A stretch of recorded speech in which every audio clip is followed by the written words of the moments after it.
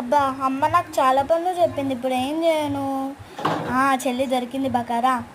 చెల్లి అక్క చెప్పు.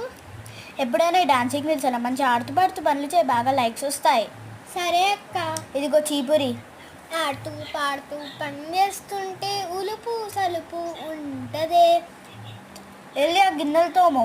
ఆడుతూ పాడుతూ పని చేస్తుంటే ఉలుపు సలుపు ఉంటదే.